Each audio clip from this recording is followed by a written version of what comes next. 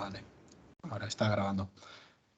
Bueno, pues el ponente de hoy es David García Callejas y David hizo la tesis en el CREAD y luego ha estado de postdoc en la Estación Biológica de Doñana y en la Universidad de Cádiz y actualmente se encuentra de postdoc pero un poquito más lejos. Ahora está en la Universidad de Canterbury, en Nueva Zelanda.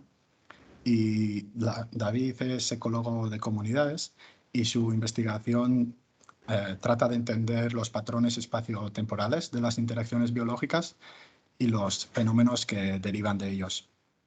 Y bueno, pues principalmente para ello utiliza redes ecológicas y este tipo de aproximaciones. Y hoy, con toda esta experiencia, hoy nos va a hablar de los fundamentos de algunos tipos de análisis de dinámicas poblacionales y cómo implementarlos en R. Bueno, no sé exactamente cómo ha estructurado su charla David hoy y ya nos contará un poco él, pero si alguien tiene alguna pregunta, yo creo que se puede hacer la pregunta en el momento o si no, quizás al final. Pero bueno, esto yo creo que lo voy a dejar en manos de David a ver qué le parece a él. Nada, gracias, David. Muy bien, muchas gracias, Julen. También a Verónica y a Elena y en general a todo el grupo de Ecoinformática. Primero por organizar estos seminarios, que la verdad es que son una pequeña joyita en las actividades que realiza la ET. Son hasta ahora los que he visto últimamente han sido todos súper útiles y en fin, no sé si estaré a la altura, pero bueno, me alegro de poder participar en esta serie de seminarios. Como ha dicho Julen, yo os voy a hablar hoy de dinámicas poblacionales, así en sentido amplio. Al empezar a preparar la charla, me di cuenta de que empezaba haciendo un repaso por, digamos, de los fundamentos, de dónde aparecen las primeras aplicaciones o los primeros problemas de dinámicas poblacionales, y que de ahí iba haciendo un repaso hasta la situación actual. Entonces he pensado que tendría tal vez sentido y que nos ayudaría a entender un poco más el contexto de este tipo de dinámicas si hacía a la vez un pequeño desarrollo histórico de las mismas, donde hablábamos un poquito de los grandes nombres que han ido ayudando al desarrollo de este tipo de campo, este campo de la dinámica poblacional y su estudio. Mientras tanto, también veremos, intercalaré en la charla algunos ejemplos de código en R para replicar algunos de los resultados que veamos, que bueno, no son resultados originales, sino más bien cómo implementar en R algunas de las funciones más típicas de dinámicas poblacionales. Y en cuanto a la organización de la charla para las preguntas y tal, pues sí, por supuesto, interrumpidme en cualquier momento, pero en todo caso, al final de la charla os dejaré la página web donde tengo el repositorio en el que he ido almacenando todas las funciones que vamos a ver en este ratito. Y también al final de la charla yo creo que habrá tiempo suficiente para discutir cuestiones que queden abiertas o en fin, lo que vaya saliendo, las dudas que os vayan surgiendo. Así que, por mi parte, ambas maneras son perfectamente válidas. Ir interrumpiéndome en cualquier momento y al final de la charla también habrá tiempo para preguntas. Podéis ver ya la pantalla de la presentación, ¿verdad? Sí. Sí, estupendo. Pues empezamos como tal. Como os digo, me apetecía también darle un contexto un poco histórico al estudio de las dinámicas poblacionales e intentar entender cómo se han desarrollado a lo largo del tiempo. Así que vamos a empezar viajando un poco en el tiempo y yendo a la República Marinera de Pisa en el 1170. En esa época, en el Alto Medievo, es cuando tenemos constancia del primer ejemplo, del primer problema de dinámica poblacional documentado en la historia. Seguro que antes alguien pensó en cómo se reproducen las poblaciones y qué tipo de tendencias a largo plazo hay, pero el primer problema o el primer ejercicio documentado cuantitativo de dinámicas poblacionales surge aquí, en Pisa, alrededor del siglo XII. Todavía no estaba ni siquiera construida la torre.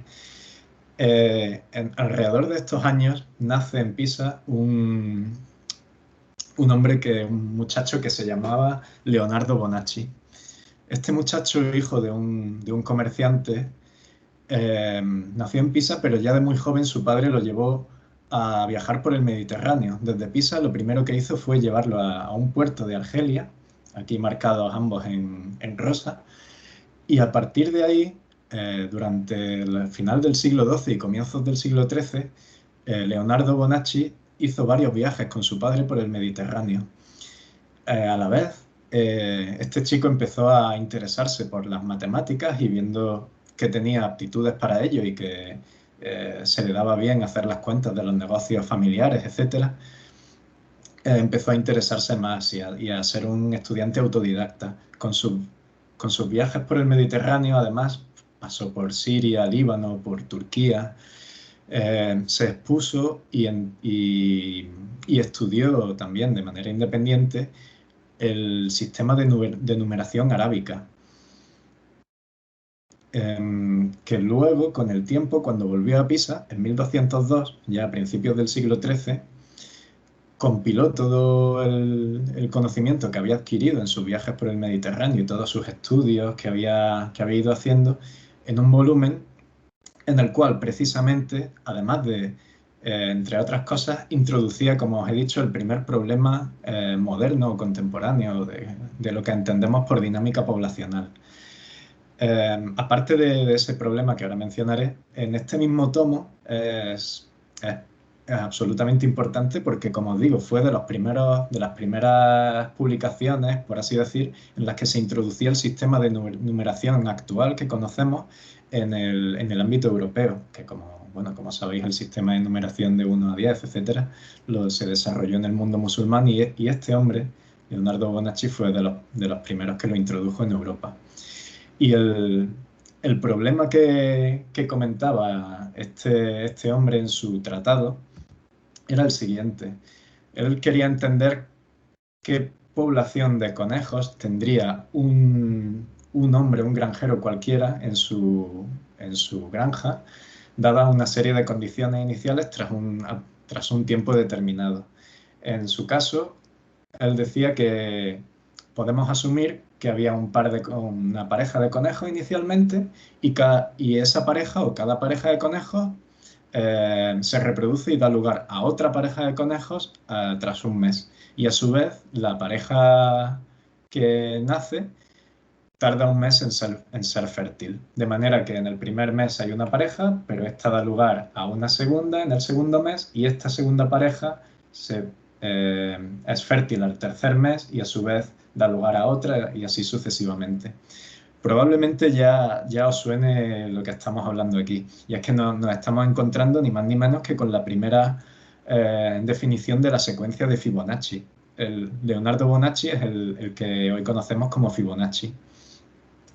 Y estas tres frases que estaban perdidas en mitad de su tomo fueron la primera mención explícita a lo que luego acabaría siendo la secuencia de números de Fibonacci, una secuencia de crecimiento geométrico de las poblaciones que luego se ha demostrado que tiene infinidad de aplicaciones y que se observa en un montón de procesos biológicos y sociales.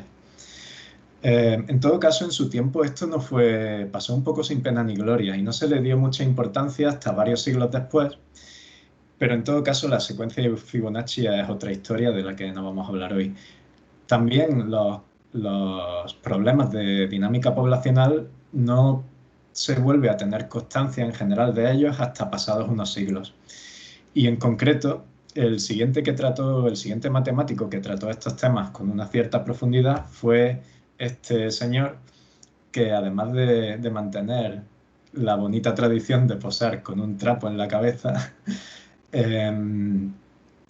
también puso en uno de sus tratados una serie de problemas de dinámicas poblacionales. Este señor es el Leonhard Euler, el matemático seguramente más prolífico de toda la historia y, por supuesto, uno de los grandes de la historia también de la matemática en un montón de campos.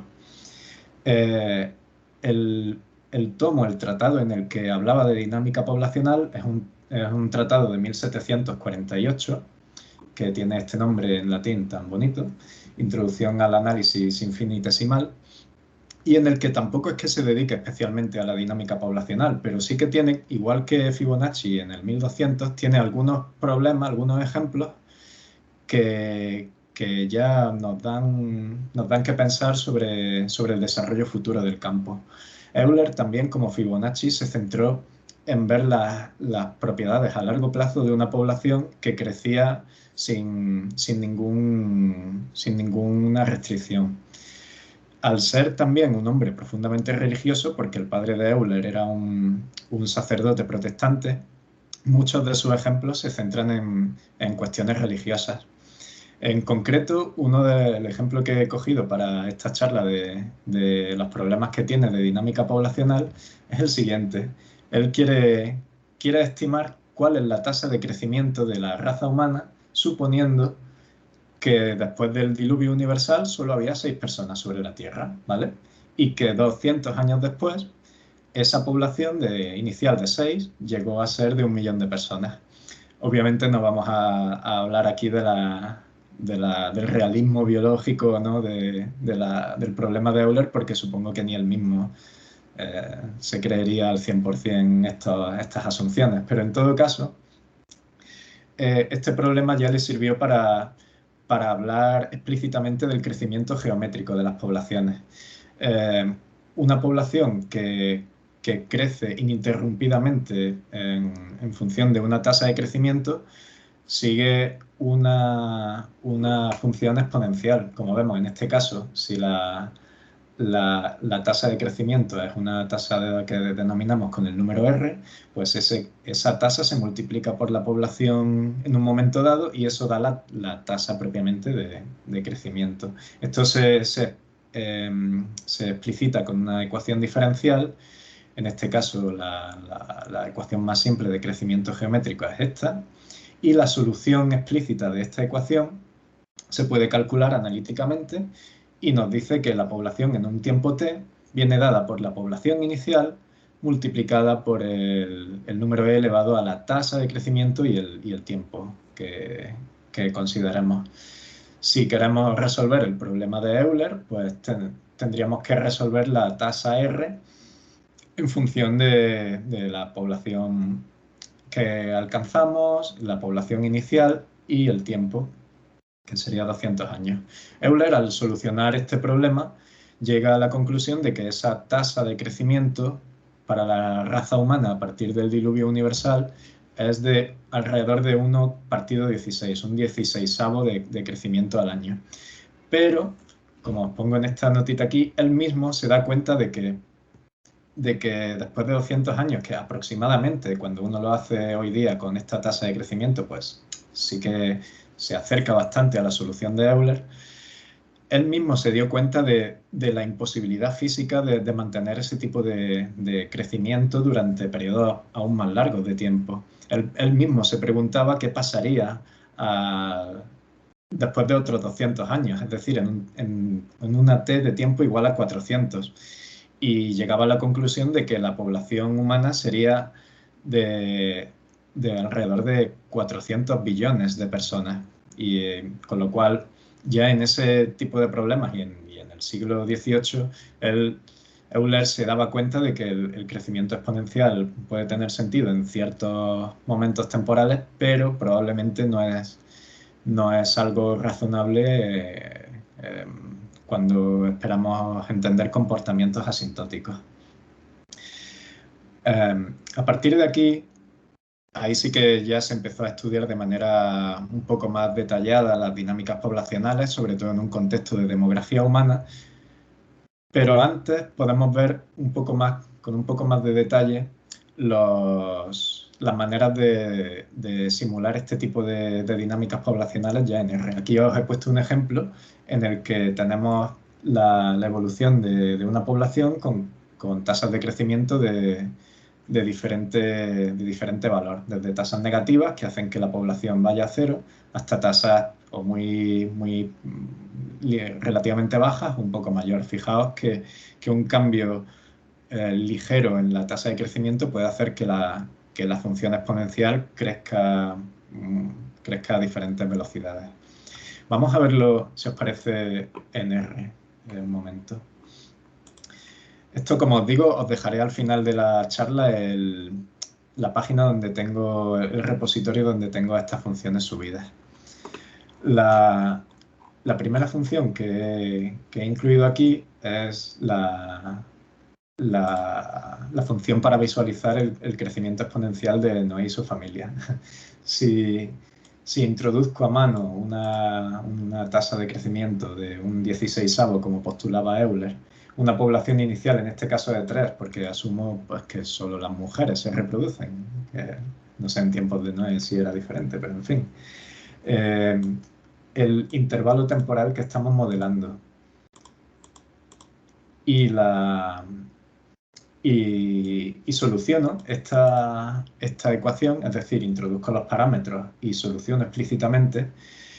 Fijaos que ya tengo como tiempo un vector de pasos temporales y puedo solucionar directamente esta expresión, con lo cual me da un vector de población que me da la población en cada paso temporal de los que he especificado aquí.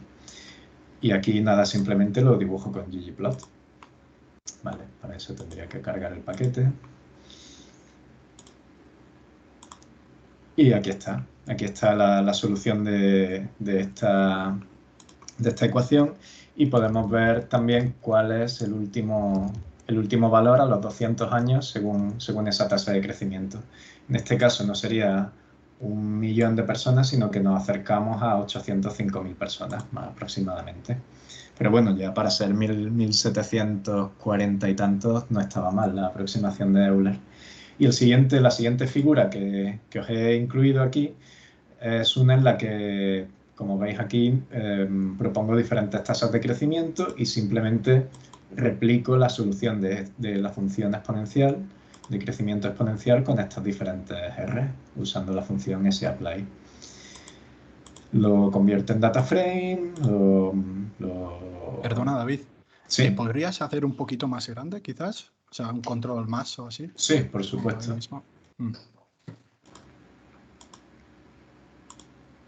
A ver, así un poco mejor. Perfecto. Sí, gracias. Nada.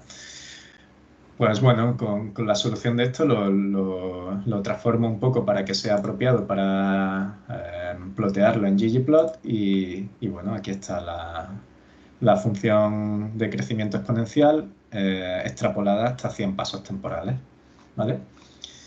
Esto por un lado. Obviamente, como os digo, ya las propias personas que estudiaban este tipo de comportamientos se daban cuenta de que probablemente no tendría mucho sentido.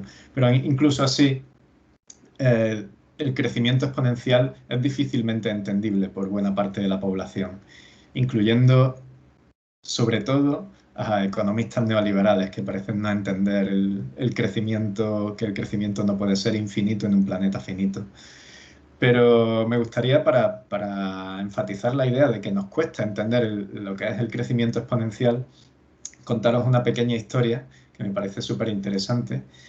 Y esta historia se desarrolla en la India, también hace muchos, muchos siglos, y involucra al que se supone que fue el inventor del ajedrez, un brahman de la India llamado Sisa. Cuando este Sisa inventó el juego del ajedrez, dice la leyenda que el juego llegó a los oídos de un rey de la India. Y este rey quedó tan prendado por el juego que había inventado este brahman que lo invitó a su corte. Invitó a Sisa a su corte y como premio, como regalo por haber creado un juego que estaba a la altura de los reyes, le ofreció que pidiera lo que quisiera, que el rey, como confiado en sus riquezas, le ofreció a Sisa que pidiera lo que quisiera y le sería concedido. Y Sisa simplemente dijo: me gustaría una cierta cantidad de trigo. Una cantidad de trigo por la cual en cada ficha, en cada celda del tablero del ajedrez, En la primera pondremos un grano de trigo y solamente quiero que en cada ficha, en cada celda, se vaya duplicando la cantidad de trigo. Cuando lleguemos al final del tablero, esa será la cantidad de trigo que será mi regalo. El rey accedió muy feliz, empezó a reír, a carcajearse y dijo que eso no sería nada, sería una cantidad risible de trigo y que por supuesto. Así que cuando empezaron a calcular el trigo que le correspondería a Sisa después de multiplicar por dos en cada celda del tablero cuál sería la cantidad que tendría que recibir, se dio cuenta de que ni siquiera llegando a la mitad del tablero, los recursos de todo el reino de este rey de la India no llegaban para ni siquiera acercarse a las cantidades que estaba demandando Sisa con este experimento. Y aquí la leyenda tiene varias versiones. En algunas de ellas, este Brahman, Sisa, acaba de asesor y de consejero del rey por su gran sabiduría, y en otras versiones directamente el rey lo decapita y pasa a otra cosa. Pero en todo caso nos sirve para entender que el crecimiento exponencial no es algo que nos surja fácil en nuestra construcción mental y que no es algo a lo que estamos acostumbrados. Solo por terminar esta pequeña anécdota, la cantidad de granos de trigo que habría que darle a este señor por su invento es este número que tenéis aquí: 18 quintillones, 446 cuatrillones, 744 trillones, 73 billones, 709 millones, 551.615 granos de trigo. Que no sé vosotros, pero yo creo que es el número más largo, más grande que he dicho de viva voz jamás. En todo caso, como os digo, los matemáticos del siglo XVIII-XIX ya empezaban a ser conscientes de la enormidad de lo que suponía el crecimiento exponencial y que realmente las poblaciones humanas y animales no siguen estas dinámicas como tal. Pasamos a otro grande de las dinámicas poblacionales o del estudio de las poblaciones, que es Thomas Malthus, que también os sonará a todos, por su famoso ensayo sobre la estructura de la población y las tendencias a largo plazo. En 1798 creo que lo publicó. Pero en todo caso, Malthus venía a decir que la población humana tiende a crecer geométricamente, mientras que el crecimiento de recursos no es geométrico, sino que es aritmético. Eso, como dice aquí en estas palabras que están sacadas de su libro, implica que debe haber algunos checks, algunos balances en la población, derivados de que los recursos no crecen a la misma velocidad que la población. Malthus no lo explicitó matemáticamente, pero por supuesto inspiró toda una serie de estudios y a toda una serie de matemáticos que empezaron a trabajar sobre estas hipótesis. Seguramente el más famoso de ellos, o al menos uno que ha llegado hasta nuestros días como uno de los padres del siguiente paso en las dinámicas poblacionales, es Verhulst, un matemático belga que ya en el 1830 y algo venía a decir que efectivamente, ¿vale? No podemos negar que la población, como decía Malthus, crecía a un ritmo geométrico, pero sí que podemos decir que las limitaciones impuestas por la falta de recursos y por la propia fertilidad de la población nos harán que esta población no crezca indefinidamente, sino que lleguen a lo que él llamaba ya como un estado estacionario. Y efectivamente, Verhulst es hoy día reconocido como uno de los padres de lo que llamamos hoy la ecuación de crecimiento logístico. En este tipo de modelos poblacionales, la población en estados, digamos, iniciales tiene una tendencia que puede ser asimilable al crecimiento exponencial, pero cuando llega a un cierto límite, esa población se estabiliza en vez de crecer indefinidamente. Y eso viene dado por una ecuación de este tipo, donde P es la población y K es un término que introduce Verhulst, que es la capacidad de carga del sistema, y que a nosotros ya como ecólogos seguramente nos empieza a sonar, ¿verdad? Pues esta ecuación, como os digo, fue introducida en 1830 y algo y efectivamente, a nivel práctico, nos dice que el crecimiento de la población va a depender de su propio tamaño. Es decir, que la R, la tasa de crecimiento, va a ser una función ahora de la propia población y de la capacidad de carga del sistema. Esta ecuación, por supuesto, también se puede resolver y se puede extrapolar en el tiempo cuáles son las dinámicas poblacionales que corresponden a un crecimiento logístico. Y en todo caso, el crecimiento logístico suele tener una pinta de este estilo. Cuando empezamos de poblaciones bajas, en etapas iniciales, alejadas de la capacidad de carga, el crecimiento tiende a ser exponencial, pero conforme nos acercamos a la capacidad de carga, el crecimiento se asintotiza, por así decir, y acabamos en un estado estacionario donde la población es igual a la capacidad de carga. Vamos a verlo también esto en una funcioncita de R. Aquí lo tenemos. En este caso, a pesar de que esta función se puede también solucionar o resolver analíticamente, es tal vez más cómodo empezar a resolver ecuaciones de manera numérica. Ahora veremos un poco cuál es la estructura de estas resoluciones numéricas, pero para este tipo de resoluciones lo que necesitamos es encapsular nuestra función en otra que tenga una estructura parecida a esta. Tenemos una función a la que le pasamos un vector de tiempos, una población inicial y una serie de parámetros. En este caso los parámetros son la R y la K, la tasa de crecimiento y la capacidad de carga.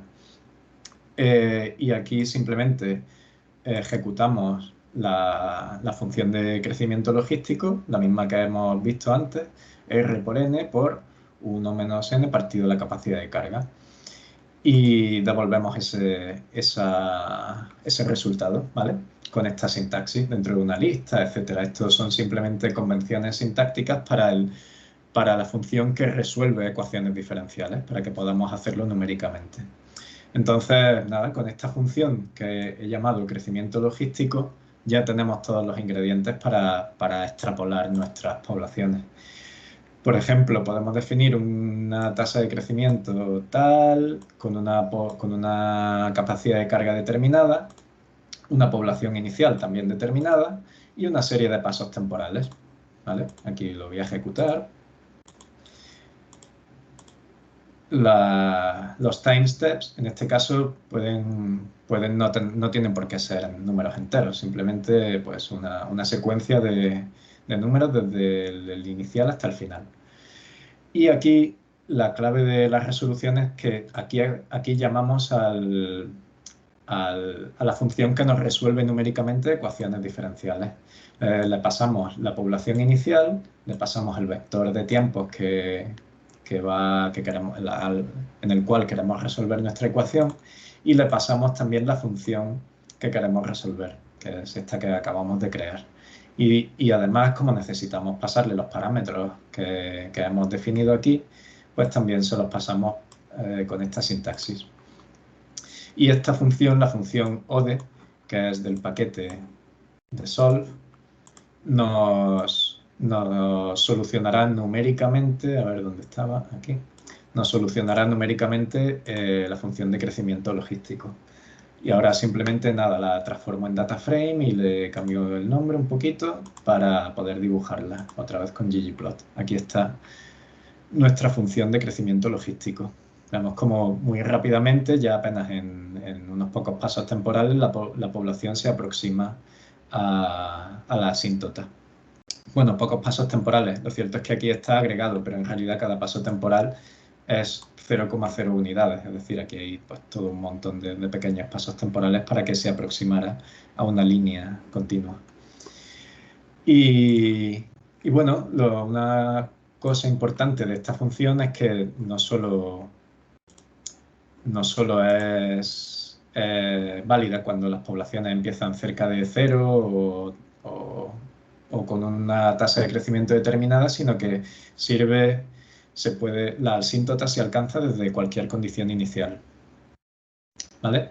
Aquí tenemos otro ejemplo en el que tenemos diferentes poblaciones iniciales y diferentes tasas de crecimiento, algunas van muy rápido y otras mucho más lento, pero todas se puede ver cómo se acaban aproximando a la asíntota, a la capacidad de carga del sistema.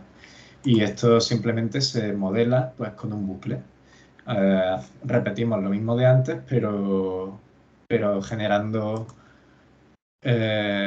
muestreos aleatorios de la población inicial, de la tasa de crecimiento y manteniendo la K, la capacidad de carga constante.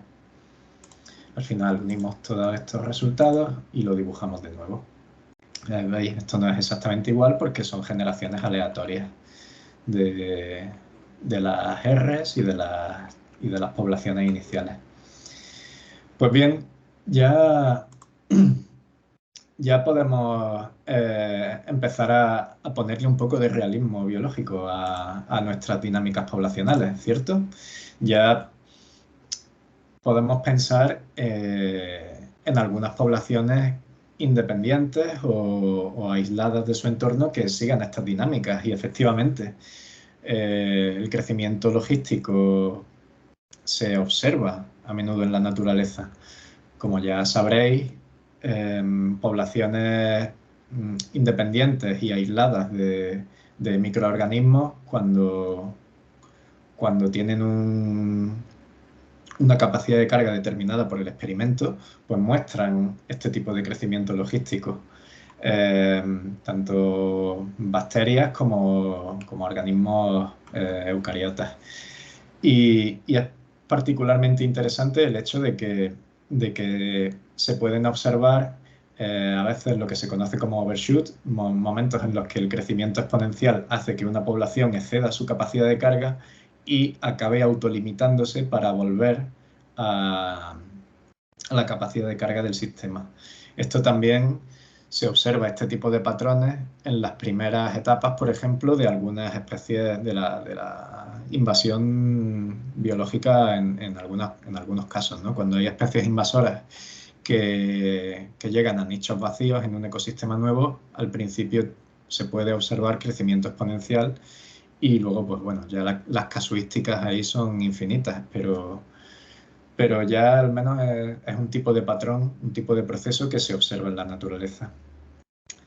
Ahora bien, a partir de aquí, de nuevo nos podemos empezar a preguntar qué pasa con el realismo biológico. Es decir, estamos asumiendo capacidad de carga definida por un solo recurso, estamos asumiendo pues, un montón de cosas también. Especies que están aisladas de su entorno, que no tienen en cuenta tampoco otro tipo de factores ambientales, etcétera. Por supuesto, la naturaleza es mucho más compleja y mucho más bella que lo que observamos en las funciones de crecimiento logístico. Cualquiera de estas especies está en contacto con otras decenas o centenares de especies y a su vez en bucles de retroalimentación con el entorno, con las condiciones climáticas, consigo misma y bueno, con todos los estadios vitales que pueda tener o no la especie. Así que una de las maneras obvias de aumentar el realismo, de intentar ponerle un poco más de ecología a las dinámicas poblacionales, es a través de considerar que las especies obviamente no viven aisladas del resto del entorno, sino que interactúan con otras especies. Es decir, cómo influye el hecho de que una especie compita con otra o una especie deprede a otra sobre las dinámicas poblacionales. Este tipo de preguntas durante todavía un tiempo se mantuvieron un poco ahí a la espera de que se dieran las condiciones adecuadas, sociales y tal vez y culturales y de desarrollo de las ciencias ecológicas. Y su desarrollo principal teórico se lo debemos a estos dos señores que vemos aquí, que tal vez os suenen sus nombres, al menos por sus apellidos. El de la izquierda con cara de pocos amigos. Es el americano nacido en Ucrania, Alfred Lotka, nació a finales del siglo XIX, y el de la derecha es Vito Volterra, también italiano de mediados del siglo XIX, y los dos tuvieron una actividad muy importante en el desarrollo teórico de lo que entendemos hoy día por dinámica poblacional, particularmente aplicada a la biología. Ambos fueron matemáticos de formación y tuvieron una amplia gama de intereses, le dieron a muchos palos. Lotka, por ejemplo, estuvo muy interesado en la dinámica de las reacciones químicas, y Volterra también hacía temas de aeronáutica, de óptica, de histología, etc.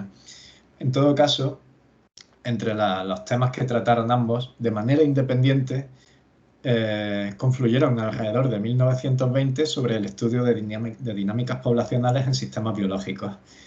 Ellos empezaron por tratar el problema de qué pasaba cuando una especie o bien competía con otra o bien depredaba sobre otra.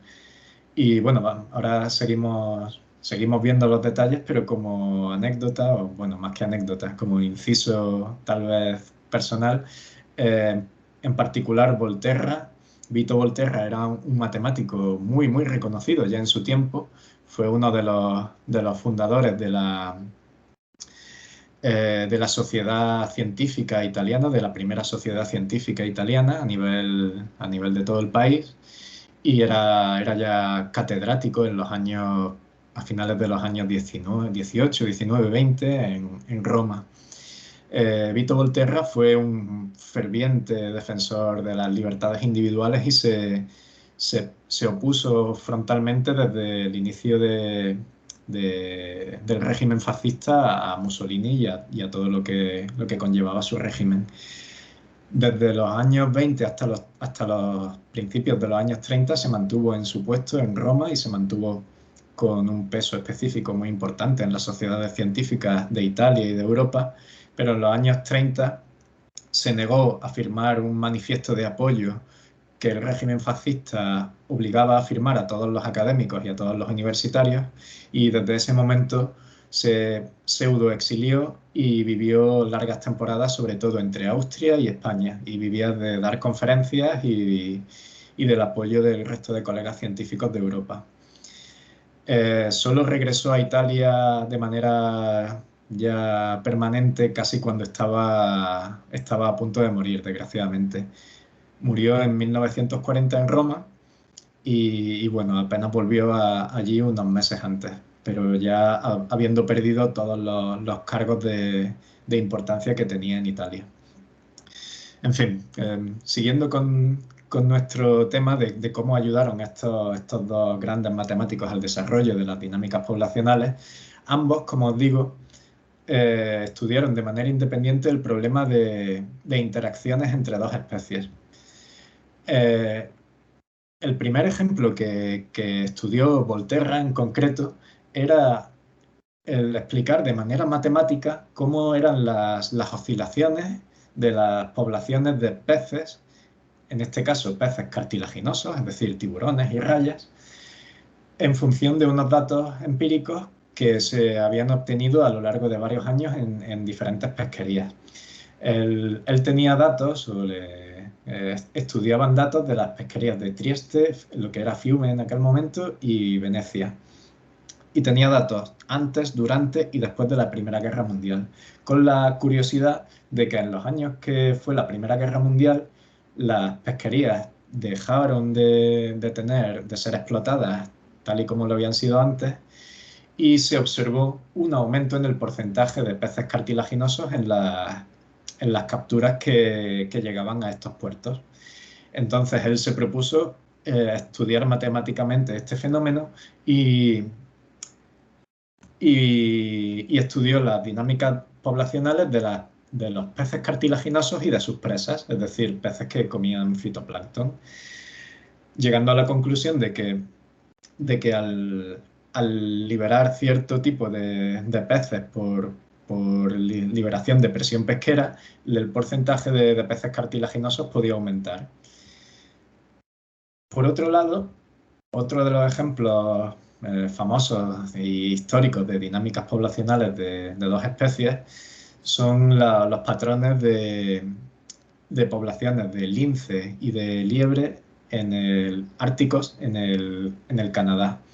Estos patrones los tenemos disponibles porque lo que hacían las poblaciones, las comunidades humanas en aquellos años era cazar tanto liebres como linces árticos para recuperar sus pieles y poder venderlas en el continente, en Estados Unidos. Y a partir del número de miles de pieles de cada una de estas poblaciones podemos reconstruir aproximadamente las dinámicas poblacionales durante muchas décadas de ambas poblaciones. Y este fue un problema que también se abordó desde aquella óptica de ver cómo dos especies o más interactúan entre sí. Vale, no tengo tampoco muchísimo tiempo, así que tal vez voy un pelín más rápido, pero bueno, podemos pensar primero en modelar estas dos poblaciones de manera independiente, cada una con su tasa de crecimiento y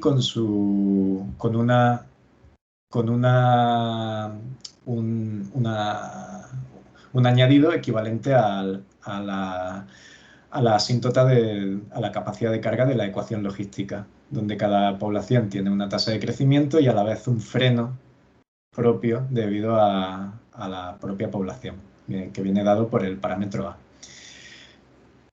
Ahora bien, si queremos modelar las interacciones entre estas dos especies, pues podemos añadir un término extra que nos diga que por cada interacción de ambas especies, en este caso, si están compitiendo, ambas se verán perjudicadas. Es decir, cuando dos de estas especies se crucen, pues habrá un pequeño detrimento en su crecimiento poblacional.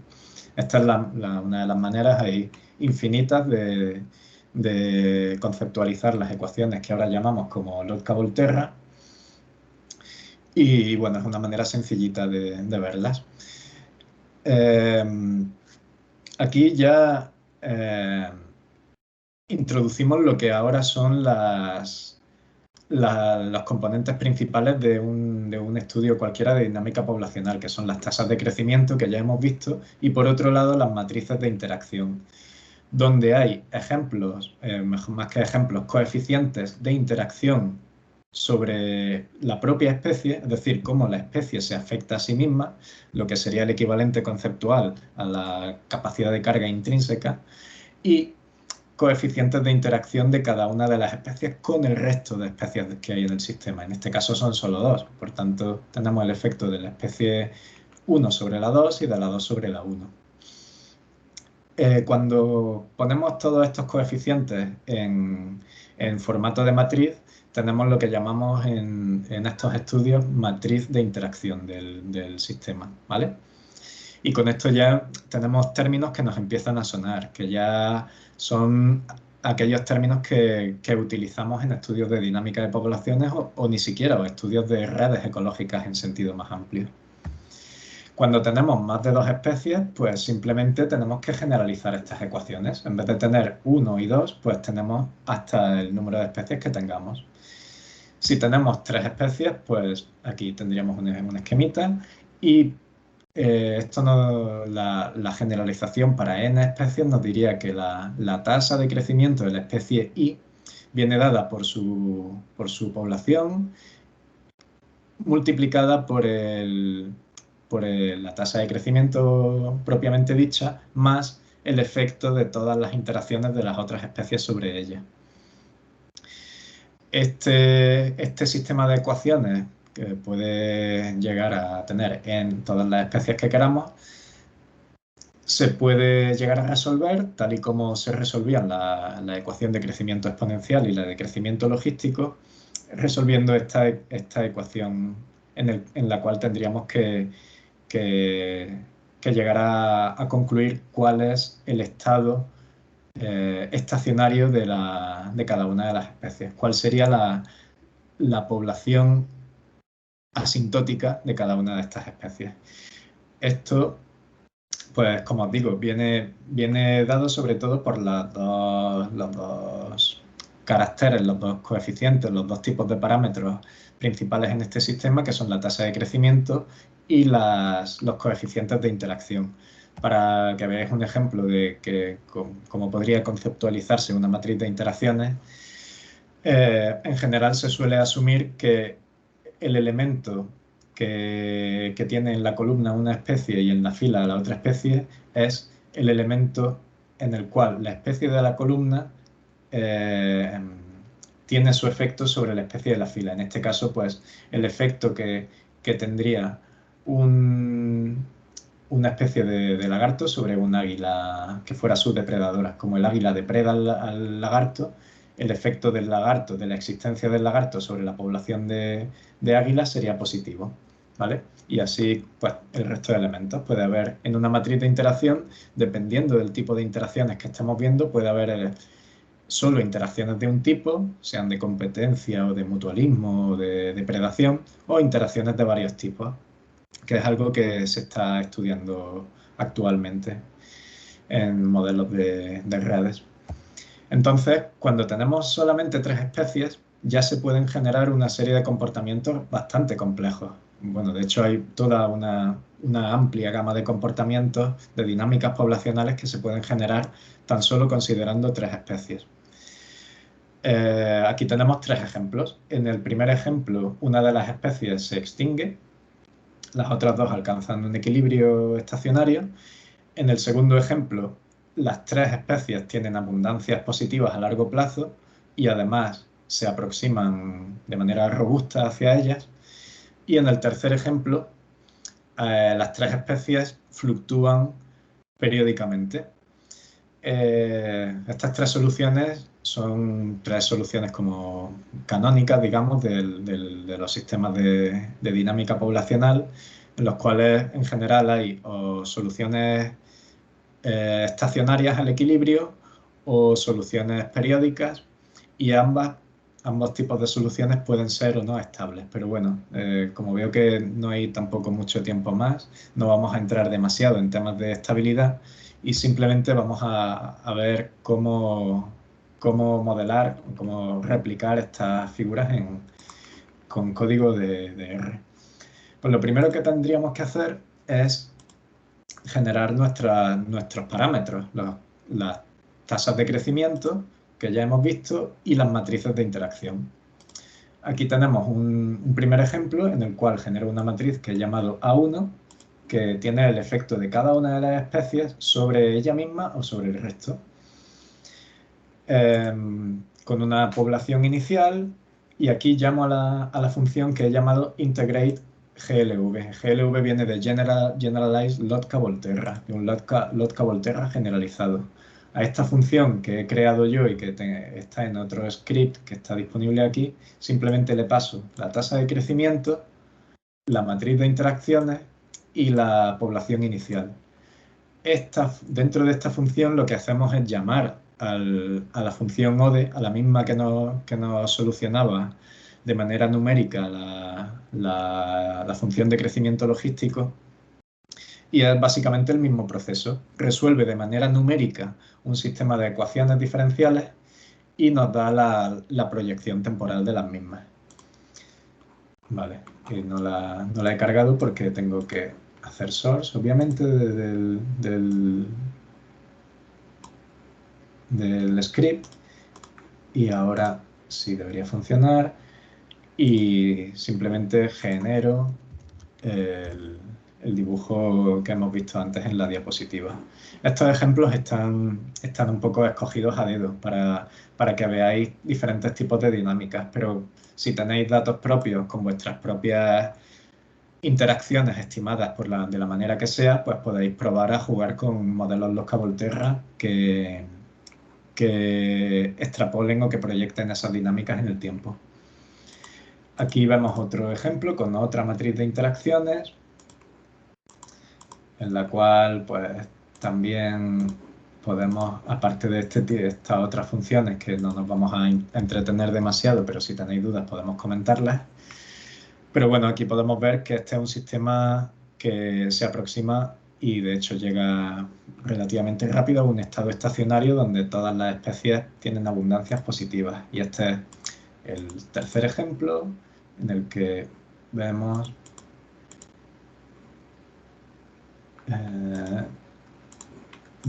lo que llamamos ciclos límite, que son estos movimientos periódicos donde todas las especies dependen de la anterior y fluctúan de manera periódica. Por supuesto, con más especies pues también se pueden generar comportamientos caóticos, etc. Pero bueno, eso hay toda una literatura enorme, literalmente, y hasta de revistas dedicadas a esto casi por completo. Claro, aquí también podemos empezar a preguntarnos qué pasa con el realismo biológico de nuevo, ¿no? Y hay muchas, de nuevo, maneras en las que este tipo de procesos o de metodologías se expanden para tener en cuenta un poco las comunidades reales y cómo podemos añadir un poco de realismo. No sé cómo vamos de tiempo.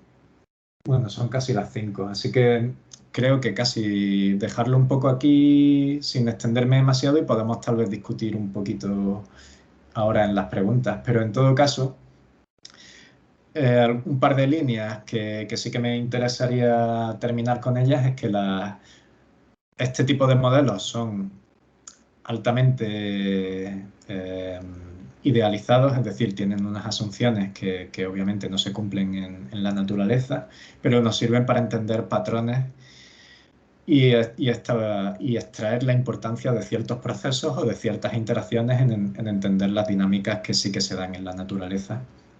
Otro punto muy importante, que lleva también siendo objeto de estudio décadas, es cuando tenemos comunidades con más especies, de 2 o 3, cómo influye el patrón de la estructura de estas interacciones en esa dinámica de las poblaciones que se ven involucradas. Por ejemplo, hay estructuras de comunidades que son más anidadas o que son modulares, que un grupo de especies solo interactúa con otro grupo muy limitado, etcétera, etcétera. Y bueno, esas son solo algunas de las líneas en las que se lleva trabajando mucho tiempo. Y tal vez por terminar, una de las líneas tal vez más fecundas y más conceptualmente interesantes que se nos puede ocurrir es si al aumentar el número de especies o la complejidad de un sistema ecológico, ¿qué podríamos pensar con relación a la estabilidad de ese sistema? Uno podría pensar por dos hipótesis al menos antagónicas y ambas en principio potencialmente plausibles. Uno podría pensar que cuanto más complejo es un sistema en el sentido de cuantas más interacciones haya, cuantas más especies haya, o cuanto más complejas sean estas interacciones, más estable será ese sistema porque será más robusto a pérdidas de alguna interacción. Por otro lado, uno puede pensar que cuanto más complejo es un sistema, más inestable es porque más frágil es. Ya sabemos que sistemas muy complejos a veces suelen ser muy frágiles y quitando una sola pieza se desmorona todo el sistema. Pues esta es una de las preguntas que llevan haciéndose muchos ecólogos teóricos desde los años 50 y que, bueno, lo voy a dejar aquí porque es otro tema que tal vez daría, tal vez no, seguro que daría para otra charla, pero quiero que os quedéis con este señor, que es uno de los grandes de la ecología del siglo XX, que fue el que puso una conceptualización y una cuantificación de este tipo de problemas. Este señor es Robert May y en los años 70 empezó a trabajar sobre estos temas de estabilidad y complejidad. Y bueno, nada, solo quería que vierais un poquito cómo algunas de las líneas que se llevan desarrollando desde hace tiempo en cuestión de dinámica de poblaciones y de comunidades, por lo menos que os sonaran este tipo de debates. Y con esto yo creo que no me voy a extender más, casi mejor dejar algo de tiempo si tenemos para que podamos discutir. Y nada, este termino diciendo que esta página web que tenéis aquí es donde he dejado el repositorio con las funciones que hemos visto en este ratito que hemos echado. Si buscáis GitHub García Callejas, luego podéis directamente ir a mi página de GitHub y buscar este repositorio. Nada más por mi parte. Muchas gracias a todos por asistir y bueno, aquí estoy si tenemos tiempo para preguntas, me encantaría. Muchísimas gracias, David. Ha sido una charla muy, muy guay. Yo me lo paso como una enana con todo el repaso histórico y todo, así que espero que los demás también lo hayáis disfrutado. Y sí, tenemos tiempo para alguna preguntilla. No sé si alguien tiene algo que decir. No he mirado el chat, no sé si hay algo. No, en el chat no.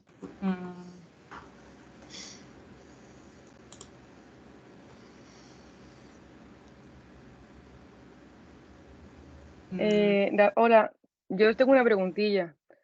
Sí. David, gracias por la charla. Yo tenía curiosidad un poco por cuando estabas hablando de las matrices de interacción, la diagonal de la matriz, es decir, las interacciones entre la misma especie, o sea, entre la especie con sí misma, ¿qué significa exactamente esa diagonal? ¿Sería como esa diagonal se debería mantener siempre fija para todas las especies por igual? ¿O estos valores deberían cambiar en base a la tasa de crecimiento de cada especie? No sé muy bien qué significan. Realmente, en el contexto de las ecuaciones Lotka-Volterra, los coeficientes de interacción conceptualmente quieren representar el efecto per cápita de una especie sobre otra. En este caso sería el efecto per cápita de un individuo sobre la población de su misma especie. Entonces, en teoría uno lo puede pensar como un coeficiente fijo de cuál es el efecto de un individuo sobre la población como un conjunto, porque luego en las ecuaciones como tal se ve multiplicado por la población en sí, de manera que si la población es mayor, el efecto será mayor, etc. Y si es o no constante o el mismo para diferentes especies, son preguntas que están bastante abiertas. Realmente, sacar estos coeficientes en campo ya, como puedes imaginar, tú que también trabajas con redes, es súper complicado. Y lo que se suele hacer es simplemente asignarles un valor a todos los elementos de la diagonal. Un valor que suele ser, bueno, que es negativo para reflejar ese freno o esa denso dependencia de las diferentes poblaciones, de manera que cuanto más crezca una población, más será el efecto negativo sobre sí misma y más se atenuará su crecimiento por competencia intraespecífica, ¿no? Entonces se suele poner como un coeficiente de competencia que además las diferentes teorías sobre coexistencia de especies y demás asumen o más que asumen, demuestran que para que diferentes especies puedan coexistir en una misma comunidad, los coeficientes de competencia intraespecífica, es decir, los elementos de la diagonal, deben ser más fuertes que la competencia con otras especies. Es decir, que una especie, en teoría, para que haya coexistencia matemática, debe competir de manera más potente consigo misma que con otras especies, lo cual hasta cierto punto tiene sentido porque una especie, por definición del nicho que tiene, pues claro, compite más con un individuo de su misma especie que con otros. Pero bueno, hay toda una discusión tremenda en esa literatura de coexistencia y de efectos intra e interespecíficos. En todo caso, sí, por resumir, suelen ser coeficientes que se ponen por igual para todas las especies y que son negativos. Vale, muchas gracias. Yo te quería preguntar, David, si tú que estás tan familiarizado con todos estos temas, si los patrones que se ven en la naturaleza son por igual, o sea, con el paso del tiempo, esas dinámicas de las poblaciones, ¿son por igual estables y caóticas? ¿O es como se tiende más a una estabilidad y hay algunos casos donde se genera caos. O no sé. Lo cierto es que, a pesar de que se ha estudiado mucho la estabilidad de las comunidades a nivel teórico, es difícil extraer esa señal en la naturaleza, porque aparte del tipo de procesos que se estudian en este tipo de modelos, hay un montón de factores que no controlamos, claro. Cuando se logra aislar una serie de especies, generalmente en mesocosmos o en microcosmos, en estudios con bacterias o microorganismos, es posible reproducir patrones como los que se observan en los modelos de tipo Lotka-Volterra. O sea, ya se ha llegado a eso. Es decir, sabemos que en ausencia de algunos de otros factores y con pocas especies y muy controladas, sí que se puede llegar a un equilibrio o estacionario o periódico. Ahora bien, en comunidades más complejas y sujetas a otros factores, es realmente complicado saberlo. Porque para empezar estos modelos, bueno, ya he dejado de intuir que hay un montón de asunciones que no tienen sentido biológico, pero para empezar estos modelos son modelos de sistemas cerrados. Aquí no hay ni inmigración, ni emigración, ni dispersión, ni nada. Entonces esa es como la primera en la frente. En ecología realmente no hay nada cerrado. Entonces, efectos con el ambiente, efectos indirectos con otras especies. Ya solo el efecto de diferentes tipos de interacción en un mismo modelo es algo que todavía está explorándose, que aún no está del todo cerrado. Entonces, bueno, hay un montón de factores ahí. Pero por cerrar un poco eso, yo creo que la estabilidad tal y como se da en los modelos estos de estado estacionario no existe como tal en la naturaleza por diferentes factores, pero podemos asumir que tal vez ciclos periódicos sí, pero estabilidad estacionaria probablemente no tenga sentido. Vale, gracias. No sé si alguien más quiere preguntar algo. Una preguntilla rápida.